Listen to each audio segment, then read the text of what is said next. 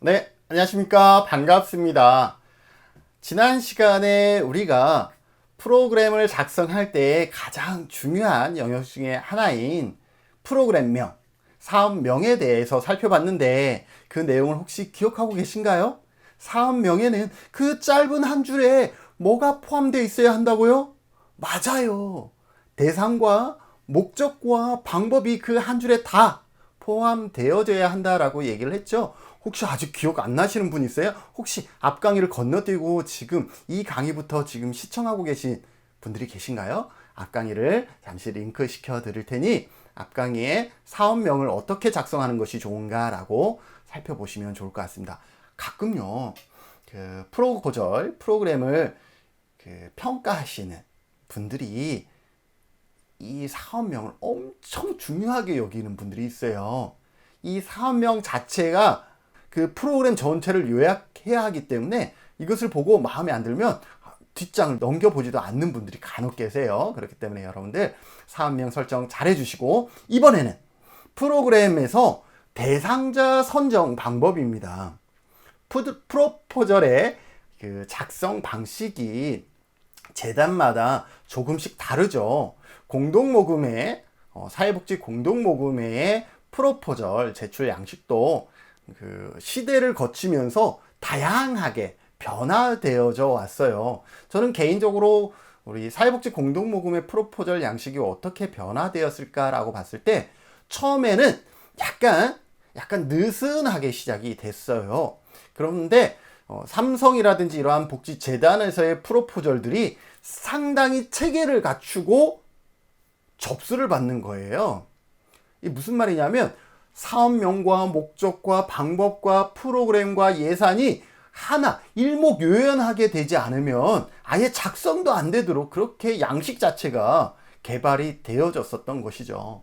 그래서 공동모금의 사업 양식도 중간에 이러한 변화의 과정을 거치면서 조금은 이렇게 일목요연한 그런 어떤 체계로 변화되었죠. 그러면서 프로포절을 작성하지 못했던, 학습하지 않았던 분들이 프로포절을 작성하면 엉뚱한 배가 산으로 가는 그런 프로포절들이 나오는 거예요. 그래서 어떠한 분들은 이렇게 얘기를 하는 거예요. 지금 어느 팀장님 프로포절을 작성하고 오셨는데 저는 인어공주가 싫습니다 라고 얘기를 하는 거예요. 인어공 갑자기 프로포절 심사에서 인어공주가 싫대. 이게 무슨 말일까? 뚜악 하잖아요. 인어공주가 뭐예요? 인어공주? 인어공주 예쁘지 않나? 왜 그러지? 왜 좀 무슨 표현일까? 이렇게 생각했던 분이 계신데, 인어공주는 이거예요. 프로포절은 처음과 끝이 하나로 연결되어져 있어야 되는데 인어공주는 어때요? 상체는 사람이고 하체는 물고기잖아요. 그럼 뭐예요? 프로포절이 가장 지양해야 되는 어떤 형식이다라는 거죠. 처음에 기획했던 거와 사업의 내용이 어긋나서 하나로 묶을 수 없는 그것을 억지로 하나로 묶었다라는 거예요. 사실상 인어공주 정말 아름다움의 상징이긴 하지만 사람과 물고기가 하나로 된다라는 것은 현실적으로 불가능한 것이잖아요. 네, 그러한 내용의 피드백이었어요. 인어공주가 싫다라는 것은 어떤 말이냐? 지금 당신이 기획한 프로포절이 사업명은 A라고 적었는데 목적과 목표는 B라고 제시되어 있고, 더욱더 황당한 것은 실제 사업은 C를 기록하고 있다. 이게 무슨 프로포절이냐라고 얘기하는 거예요. 빗대어서 얘기하는 거예요. 그만큼 공동모금의 프로포절도 양식이 그렇게 일목요연한 프로포절 작성의 방법을 알고 있어야만이 작성할 수 있는 그런 틀로 바뀌었었죠. 그러면서 최근에 또다시 바뀐 양식은 다시 조금은 제 관점이에요. 조금은 느슨해진 관점. 왜 느슨해졌을까라는 거죠. 그 느슨함이 형식을 무시하라고 얘기하는 건 절대 아닌 것 같아요. 뭐예요? 여기에 에너지를 쏟는 것보다 정말로 더 클라이언트에게 에너지를 쏟으라는 그런 어떤 의미가 담겨 있을 것이고, 그리고 형식이 약소화됐기 때문에 이 약소화된 이 틀만큼은 최대한 갖추고 제출하라는 그런 어떤 의도도 암암리에 있는 것 같습니다.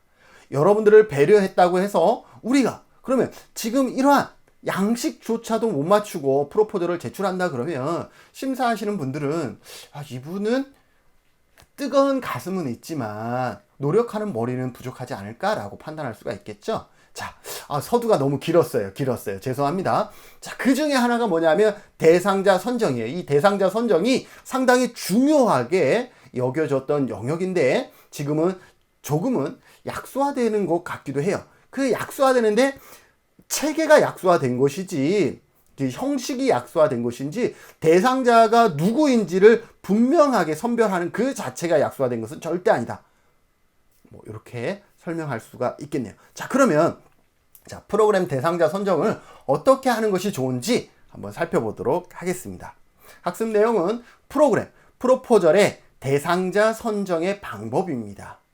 그래서 우리가 그동안 가장 많이 설명되어졌고 그리고 이 부분만 이해하면 나머지의 변형된 틀에서도 적용 가능하기 때문에 우리가 기존에 가장 많이 설명되어졌던 대상자 선정 방법에 대해서 같이 이 시간에 학습하고자 합니다. 그 방법은 뭐냐면 4개의 집단으로 나누어서 프로그램 참여 대상을 설정하는 방법입니다. 첫 번째는 일반 집단이요, 두 번째는 위기 집단이요, 세 번째는 표적 집단이요, 네 번째는 클라이언트 집단입니다. 그런데 어떤 교재마다 좀 다르긴 하지만 이 부분을 이렇게 깔때기 모양으로 해서 설명하는 교재들이 있어요. 그래서 대상자 선정 깔때기 모형이다 라고 얘기도 합니다. 깔때기는 어때요? 위에서 어떤 액체를 부어 넣으면 그 액체가 이 조그마한 구멍으로 나누면서 목적했던 곳에 담는, 주변에 흘리지 않고 담는 그런 역할을 하는 것이 깔때기잖아요. 자, 그러면 이 밑에 어떠한 통이 있는데 위에서 참기름을 부었는데 이 통에 갑자기 물이 찰 수가 있을까요? 없죠. 위에서 참기름을 비웠으면 적어도 이 통 안에는 참기름이 들어옵니다. 그렇기 때문에 이 통 안에 들어온 사람은 적어도 클라이언트 집단이요, 표적 집단이요, 위기 집단이요, 일반 집단 중에서 일로 들어온다라는 거예요. 그게 무슨 말이냐? 좀 이따가 같이 살펴보도록 하겠습니다. 자, 문제에 대한 구체적인 이해가 이루어지면 우리가 프로그램을 기획하는 것 자체가 어디에서부터 시작한다 그랬죠? 네, 사회복지 프로그램은 문제에서부터 시작된다라고 얘기를 했죠. 문제가 없으면 프로포절을 짤 필요가 있다 없다? 없다. 문제 또는 욕구가 있을 때 프로그램을 하는데 그렇게 여러분이 어떠한 문제나 욕구를 제대로 이해하고 파악했다면 그 문제와 욕구를 해결하기 위해서 프로그램을 기획할 건데 실제로 그 프로그램에 누가 참여하게 될 것인지 이것을 정의할 필요가 있겠죠. 실제로 누가 참여하게 될 것인지를 정의할 필요가 있는데 그 정의하는 과정을 대상자 선정이다 라고 보시면 되겠습니다. 자, 그럼 대상자 선정의 방법에는 4가지 방법이 있다. 어떤 방법이 있냐? 일반 집단, 위기 집단, 표적 집단, 클라이언트 집단이 있다라는 것 기억해 두세요. 제가 이 프로포절 강의를 10년, 15년 전부터 강의를 해왔었는데요. 제자 중에 한 친구가 장애인 복지관에 취업하게 됐어요. 그러니까 면접을 보러 가게 된 거죠.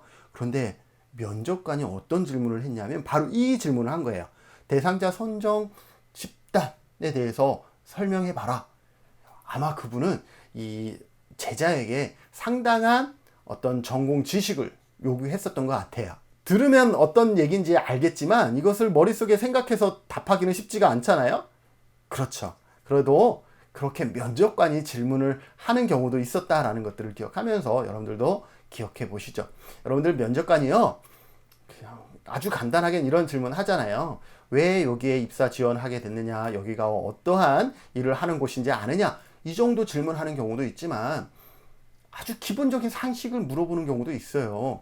장애인 복지시설에 입사하게 되면 현재 우리나라의 장애 유형은 몇 개의 유형으로 유형화되어 있느냐, 이런 질문도 할 수 있을 것이고, 노인복지 쪽에 입사 이력서를 냈다 그러면 면접관이 지금 우리나라의 노인 인구는 전체 인구의 몇 프로이냐 라고 물어볼 수가 있는 거예요. 그러한 부분에 대해서 답을 할 수 있을 정도의 여러분들이 이력서를 적어도 제출했다 그러면 그 기관과 그 기관의 대상자에 대해서 그 정도는 좀 파악하고 가실 수 있어야 된다라고 말씀드리고 싶습니다. 더불어서 본 강의의 대상자 선정에 대해서 살펴보면 4개의 집단으로 유형한다 그랬죠. 일반 집단, 위기 집단, 표적 집단, 클라이언트 집단. 자, 여기에서 제일 첫 번째 집단인 일반 집단에 대해서 살펴보면 일반 집단은 기울여 보세요. 뭐냐? 프로그램 대상 범위에서 가장 포괄적인 인구 집단입니다. 그래서 프로그램 제공 지역 내에서 거주하고 있는 해당 문제를 경험하고 있는 인구 집단이라고 보시면 될 것 같아요. 그래서 여러분들이 노인 관련 프로그램을 작성하고 있다 그러면 제주도에 거주하고 있는 해당 지역에 거주하고 있는 노인 인구, 그리고 이 10만 명은 어떤 통계 수치를 통해서, 통계 자료를 통해서 여러분들이 추출하셔야 됩니다. 만약에 여러분들이 아동 청소년에 관한 프로그램을 짜고 있다, 아동에 관한 프로그램을 짜고 있다 그러면 제주도에 거주하고 있는 아동 인구 몇 명. 그런데 이렇게 아동 인구 또는 노인 인구 하니까 좀 모호할 수 있잖아요. 그러면 여기에다 이렇게 할 수도 있죠. 아동 18세 미만의 아동 인구, 65세 이상의 노인 인구, 이런 식으로 적상하는 것까지는 괜찮습니다.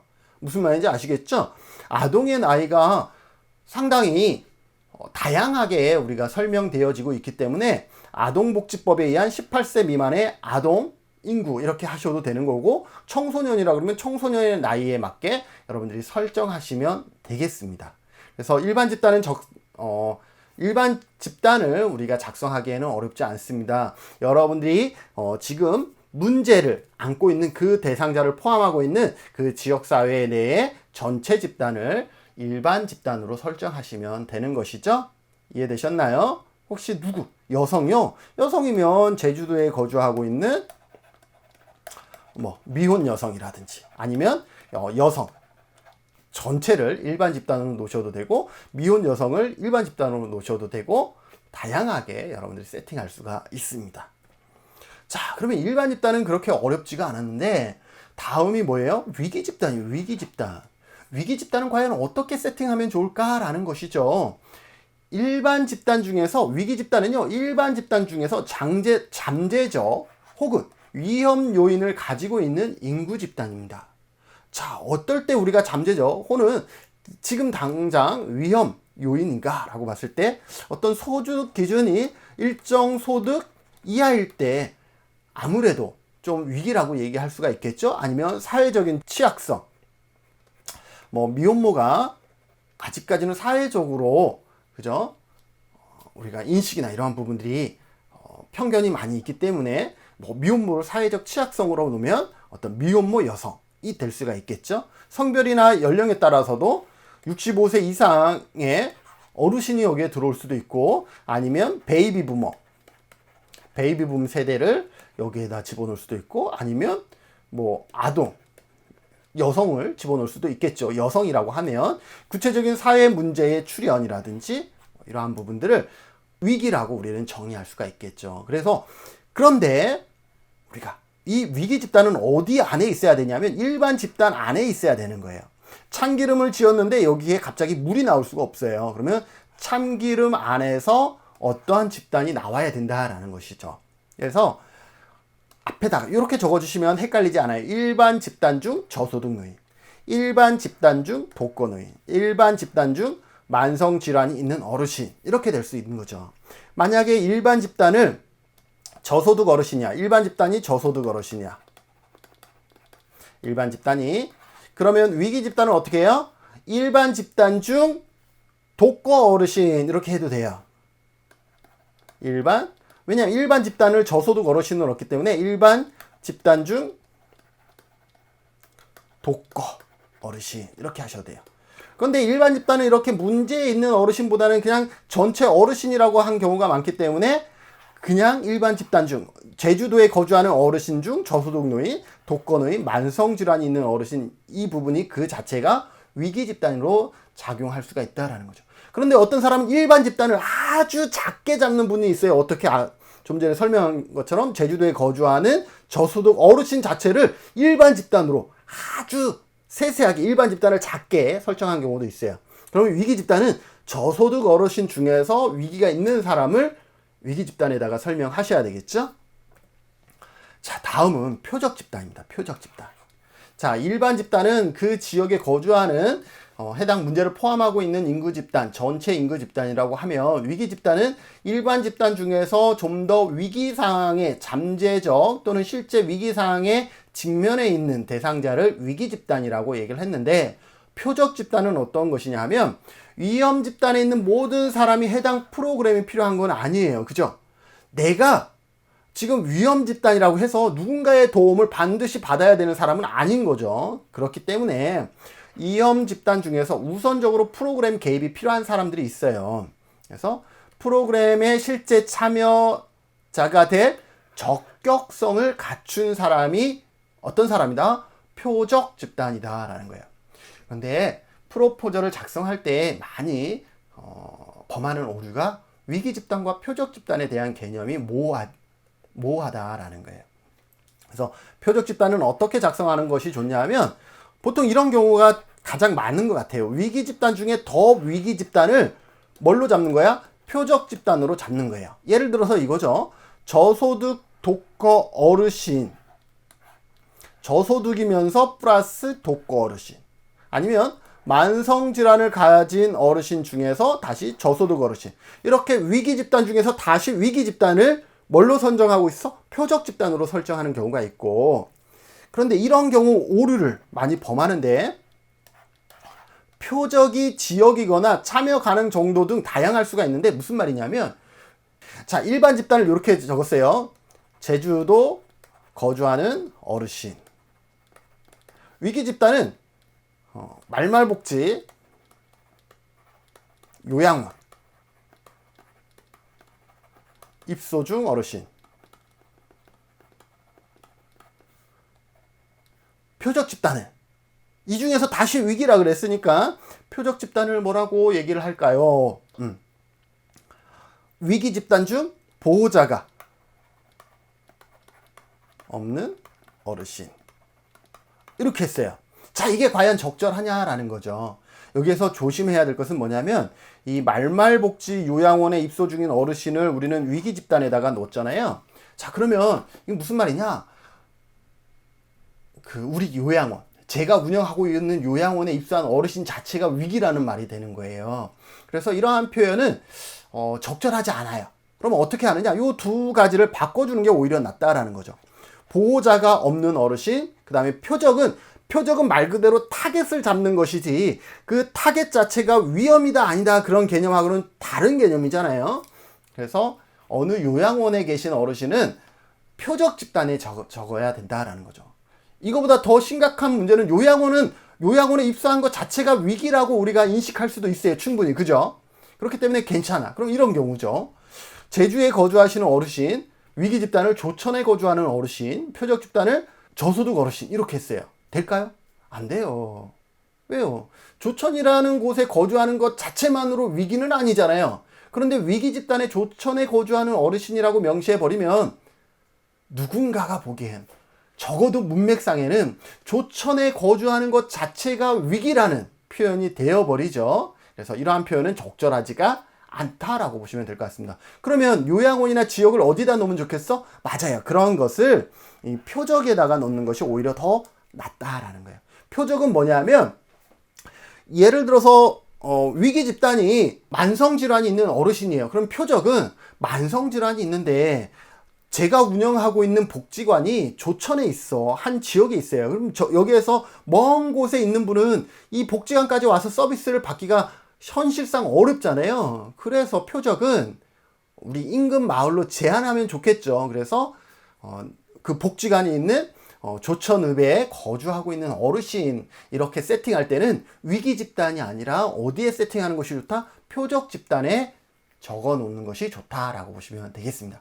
지금 제가 두서없이 설명을 한 것 같기도 한데, 여러분들 다시 한 5분 전으로 틀어서 한 번 정도 더 들으시면, 지금 김진훈이 교수가 얘기하고자 했던 것이 어떤 의미를 담고 있는지를 이해하실 수 있을 것이에요. 알았죠? 그래서 어떤 표적 집단 자체를 위기 집단보다 좀 더 위기 집단을 표적 집단으로 설명하셔도 되고, 아니면 어떤 접근성이나 이러한 것으로 인해서 인근 지역이나 또 내가 실제로 해당 대상자가 어르신이 입소하고 있는 요양원이라든지 이러한 어떤 건물이라든지 지역으로 한정을 지으려면 이것을 위기 집단이 아니라 표적 집단에다가 명시해 주는 것이 훨씬 더 바람직한 표현이다 라고 보시면 되겠습니다. 그래서 이런 경우죠. 조천 지역에 살고 계신 어르신, 이 조천을 위기 집단에다가 쓰지 마시고 이렇게 표적에다가 적으시라는 거죠. 아니면 나들이 활동이 가능한 어르신, 이러한 참여 가능 정도를 어디에다가 명시하는 게 좋아? 네, 표적. 이렇게 제한할 필요가 있을 때는 표적 집단에다가 제한하는 것이 훨씬 더 바람직한 표현이다 라는 거예요. 다음으로 클라이언트 집단은 뭐냐라는 거죠. 클라이언트 집단은 표적 집단과 클라이언트 집단은 동일 집단이다. OXO, 정답은 O입니다. 동일 집단입니다. 근데 동일 집단이 왜 이렇게 두 가지로 나눠요? 라고 얘기를 했죠. 왜 나누냐면 가장 이상적인 것은 표적 집단이 클라이언트 집단, 이 두 집단이 동일하면 가장 좋아요. 그런데 프로그램 진행 기관의 여건이라든지 개인적인 사정상 그러지 못하는 경우예요. 예를 들어서 표적 집단이 300명이야.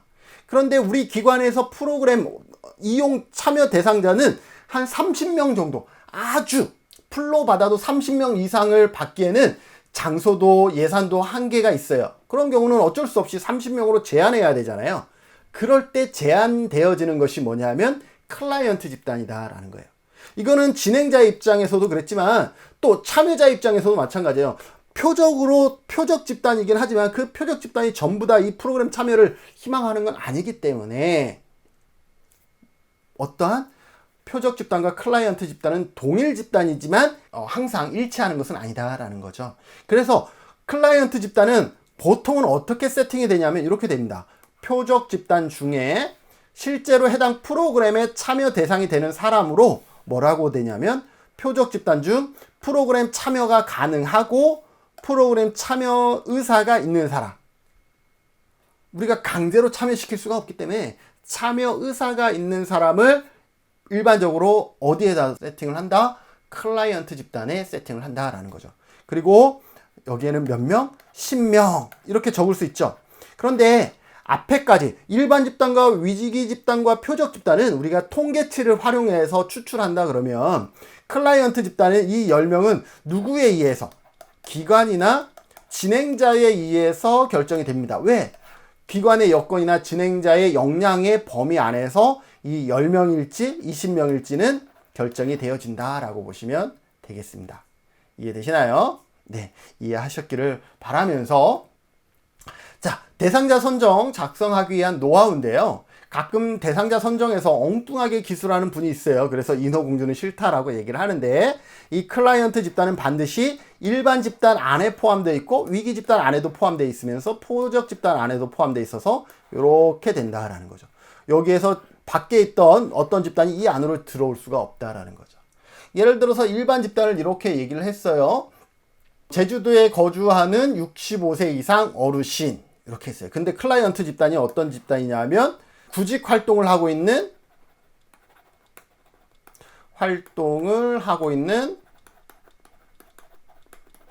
중고령자 이렇게 될 수 있어요, 없어요? 없다라는 거죠. 왜? 일반 집단이 어때요? 일반 노인이었는데 중고령자는 노인이 아니잖아요.